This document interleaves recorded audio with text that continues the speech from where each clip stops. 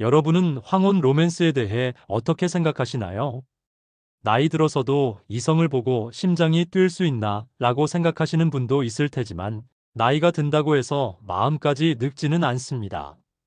흰머리와 주름살이 늘어가도 여전히 사랑에 대한 갈망을 품고 있는 분들이 많죠.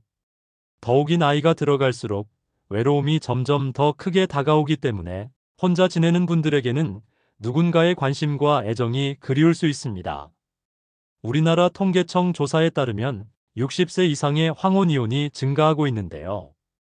더불어서 황혼 재혼 또한 점점 늘어나는 추세를 보이고 있습니다. 특히 60세 이상의 남성 재혼율은 여성의 재혼율보다 훨씬 더 높다고 해요. 이는 남성들이 경제적인 여유나 사회적 지위가 있을 경우 더 쉽게 재혼을 결심하기 때문이죠. 그렇다면 나이가 들어 재혼을 한다는 것은 정말 행복한 선택일까요? 오늘 영상에서는 황혼 재혼의 장단점에 대해 이야기 나눠보겠습니다. 끝까지 들으시면 재혼의 좋은 점과 문제점에 대해 깊이 이해하실 수 있을 것입니다. 또한 여러분이 어떻게 살아가야 할지에 대한 계획을 세우는 데에도 도움이 되실 거예요. 먼저 재혼하면 좋은 점에 대해 알아보겠습니다. 첫째, 정서적 안정감을 얻고 외로움을 해소할 수 있습니다. 재혼을 하면 그동안 혼자서 감당해왔던 삶의 애환에서 벗어나 서로 의지할 수 있는 동반자가 생깁니다. 마음을 터놓고 이야기할 수 있는 대상이 있다는 것은 정말 큰 힘이 되죠. 일상의 작은 일부터 큰 고민까지 함께 나누며 혼자서는 느끼지 못했던 안정감을 경험하게 됩니다. 또한 서로의 인생 경험을 나누는 것도 좋은 일이지요. 사람은 살아오면서 다양한 어려움을 겪기 마련입니다. 결혼을 통해 반려자가 생기면 그동안의 경험을 서로 공유하면서 위로하고 조언을 주고받을 수 있습니다. 나를 이해해주고 일상을 함께할 동반자가 있다는 사실만으로도 외로움은 크게 줄어듭니다. 재혼한 지 2년 된 67세 이영훈 씨의 사연을 들어보겠습니다. 재혼해서 좋은 게 뭐냐고요? 뭐든 함께 할 수 있는 친구가 생겼다는 거죠. 지금의 아내를 만나기 전에는 혼자 밥 먹고 혼자서 말없이 TV 보고 모든 게 혼자였어요. 부부끼리 꽃놀이, 단풍놀이 다니는 거 보면 많이 부러웠었죠. 저는 같이 다닐 아내가 없으니 친구놈들이랑 등산을 다니긴 했지만 그래도 외로움을 해소할 수는 없었답니다. 이제는 아내 손잡고 놀러 다닐 수 있고 어디 가야 할 일이 있으면 함께 가고 뭐든 둘이 할 수 있어서 너무 좋습니다. 맛있는 거 먹을 때 혼자 먹는 것과 같이 먹을 때 차이가 얼마나 큰지 몰라요. 맛있다며 서로 챙겨주면 꿀맛이랍니다. 혼자 살 때는 낙이 없었는데 지금은 같이 텔레비전만 봐도 재미있답니다. TV 시청하며 같이 웃고 뉴스에서 나쁜 놈들 나오면 같이 욕도 하고요. 마음이 통하고 말이 통하는 사람이 늘 곁에 있다는 건 정말 감사한 일입니다. 이영훈 씨는 재혼을 통해 정서적 안정감을 얻었습니다. 혼자일 때는 자신이 좋아하는 걸 해도 그다지 즐겁지 않았지만 이제는 배우자와 함께하면서 일상의 소소한 즐거움을 2배로 느끼고 계십니다. 이처럼 재혼을 통해 얻는 정서적 안정감과 외로움의 해소는 삶에 큰 변화를 가져옵니다. 그리고 그것은 단순히 함께하는 시간이 아닌 마음이 통하는 사람과 함께함으로써 얻을 수 있는 만족감입니다. 하지만 재혼해서 모두가 이영훈 씨처럼 잘 사는 것은 아닙니다. 사람들의 결혼 생활이 그렇듯 재혼 또한 여러 어려움과 갈등이 따를 수 있습니다. 가장 흔한 갈등은 성격이나 생활 방식의 차이에서 비롯되죠. 60년을 넘게 서로 다른 방식으로 살아온 두 사람이 한 집에서 생활하다 보면 자연스럽게 충돌이 일어날 수밖에 없습니다. 예를 들어 한 사람은 깔끔한 성격으로 집안 정리정돈에 신경을 쓰는 반면 다른 한 사람은 그렇지 않다면 청소와 정리 문제로 갈등이 발생할 수 있습니다. 식사할 때도 마찬가지입니다. 한쪽은 건강식을 중요시하며 채소와 저지방 음식을 선호하는데 다른 쪽은 고칼로리 음식이나 고기 위주의 식사를 즐긴다면 마찰이 일어날 수 있습니다. 소비 성향이 달라도 문제입니다. 한 사람은 절약형으로 아끼며 사는데 다른 쪽은 돈 씀씀이가 해프다면 금전 문제로 갈등이 생길 수 있습니다. 실제 사례를 들어볼까요? 64세 김수경 씨는 3살 연상의 남자와 재혼한 지 1년쯤 됐는데 서로의 성격 차이와 식사 습관에서 갈등이 종종 일어난다고 합니다. 저는 전 남편과 사별하고 6년을 혼자 살았어요. 혼자 지내는 동안 좀 외롭긴 했지만 편하고 자유로웠죠. 그러던 어느 날 지인을 통해 이 남자를 만나게 되었고 든든함과 다정한 성격에 끌려서 재혼을 하게 되었답니다. 서로 다른 점들이 많았지만 처음 몇 달은 그런 차이를 크게 느끼지 못했어요. 달달한 신혼이니까요. 하지만 시간이 지나면서 차이로 인한 불편함이 느껴지기 시작했죠. 남편은 성격이 털털한 스타일이라 물건을 아무데나 놓고 쓰고 정돈을 제대로 하지 않았어요. 저는 깔끔하게 정리하는 걸 좋아하지만 그러려니 하고 이해했습니다. 그러다 한 번은 청소 문제로 말다툼이 일어났습니다. 남편은 미안해하면서 앞으로는 그러지 않겠다, 청소도 자신이 하겠다고 하더군요. 하지만 잘 고쳐지지 않았고 청소하는 것도 영 마음에 들지 않았어요. 결국 내가 다 하는 수밖에 없었죠. 식사 습관도 너무 다르답니다. 저는 건강식 위주로 먹고 살이 잘 찌는 체질이라 저녁은 간단하게 먹는 게 습관이에요. 반면 남편은 짜고 매운 음식을 좋아하고 밥 먹을 때는 늘 국이나 찌개가 있어야 한다고 하더라고요.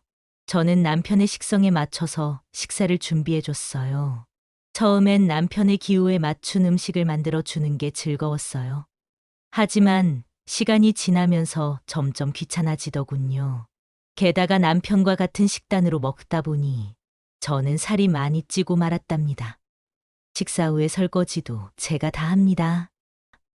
남편이 하겠다고 하는데 제대로 하지 못해서요. 재혼 후 5개월쯤 지났을 때 한 친구가 농담 삼아 제게 이런 말을 하더군요. 네 남편은 월급 안 줘도 되는 일 잘하는 가사도우미가 생긴 거나 다름없는 것 같아. 듣고 보니 틀린 말은 아닌 것 같더군요. 결혼한 지 1년쯤 지나니 저한테 별로 다정하지도 않아요.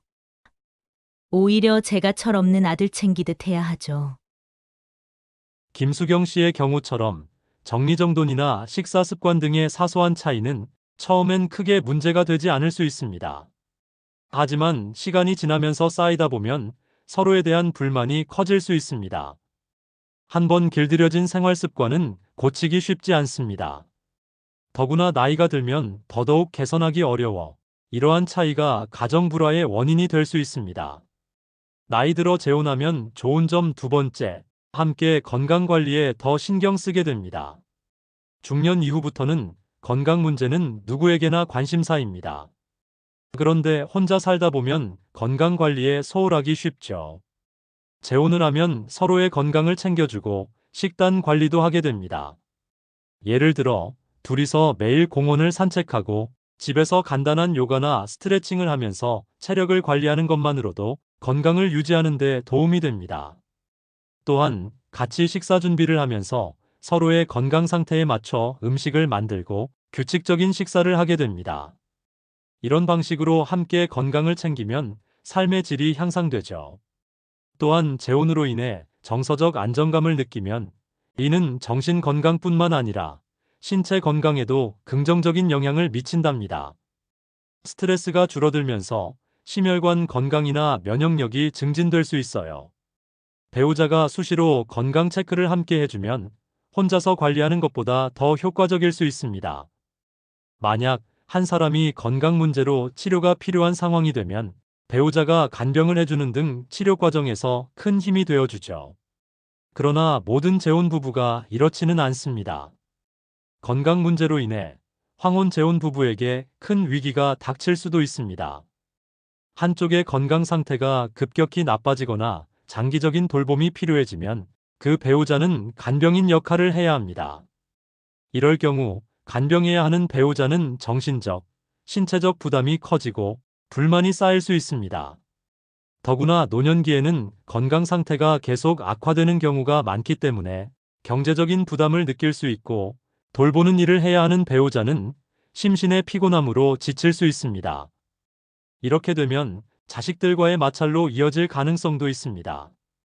간병 문제로 인해 자식들과의 의견 차이나 비용 분담에 대한 불만이 발생할 수 있기 때문입니다. 분위기를 전환해서 다시 재혼의 좋은 점을 이야기해 보겠습니다. 부부가 함께 여가 활동이나 취미 생활을 할 수 있습니다. 은퇴 이후 대부분의 사람들에게는 시간적 여유가 많이 생깁니다. 이제는 자신만의 시간을 가질 수 있는 기회가 온 거죠. 그런데 그 여유로운 시간을 여유로움이 아니라 외로움이나 공허함으로 느끼는 경우가 많은데요. 사별이나 이혼으로 인해 혼자 사는 경우에는 공허함이 더더욱 크게 느껴질 수 있죠. 재혼을 하면 이런 문제가 해결될 수 있습니다. 배우자와 함께 새로운 여가 활동이나 취미 생활을 할 수 있기 때문이죠. 혼자서도 가능하지만 반려자와 함께하면 더욱 큰 즐거움을 경험할 수 있습니다. 게다가 같이 하면 서로 격려하면서 지속적으로 할 수 있게 되죠. 예를 들어 함께 등산을 하며 자연 속에서 대화를 나누면 마음의 힐링을 얻을 수 있습니다. 텃밭 가꾸기 같은 활동도 할 수 있습니다. 채소나 과일을 심고 가꾸는 과정에서 서로의 역할을 분담하고 협력하며 수확해서 먹는 기쁨은 더욱 특별합니다. 또한 스포츠 활동이나 문화 활동을 함께 하면서 몸과 마음을 돌볼 수 있습니다. 그리고 배우자와 함께하는 여행은 또 다른 즐거움이 됩니다. 이렇게 여가 활동이나 취미 생활을 함께하며 서로의 삶을 채워가는 기쁨을 느끼게 됩니다. 이번에는 재혼 후 발생할 수 있는 문제점에 대해 알아보겠습니다. 가장 흔한 문제점은 성격 차이 및 생활 방식 차이입니다. 앞서 이야기했듯이 성격이나 생활 방식의 차이로 인해 불화가 생기기 쉽습니다. 나이가 들수록 자기만의 생활 방식이 굳어지게 됩니다. 오랜 시간 동안 그 방식에 익숙해져 있기 때문에 바꾸거나 다른 사람의 방식에 적응하기가 어려워집니다. 재혼을 하게 되면 처음에는 서로 다른 점들을 이해하고 배려하면서 넘길 수 있습니다.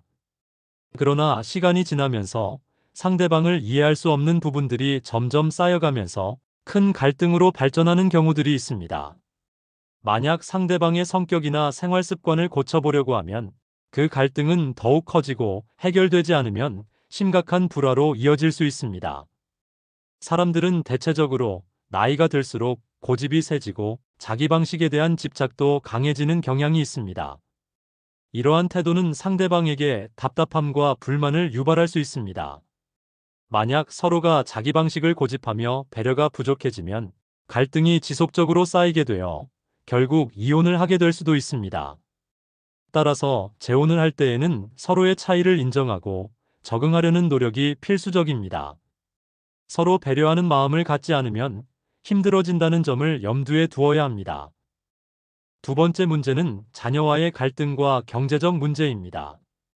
자녀들은 부모의 재혼에 대해 불편함을 느끼고 새엄마나 새아버지에게 부정적인 감정을 가질 수 있습니다.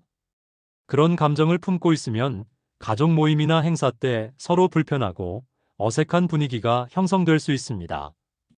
이와 달리 처음에는 잘 지내다가 시간이 지나면서 자녀들의 불만이 생겨 가족 내 갈등이 심화되는 경우도 있습니다. 특히 상속이나 돈 문제로 마찰이 빚어지기 쉽습니다. 새로운 가정을 꾸리면서 재산 분배가 대두되면 이는 법적 분쟁으로 이어지기도 합니다. 실제 사례를 들어보겠습니다.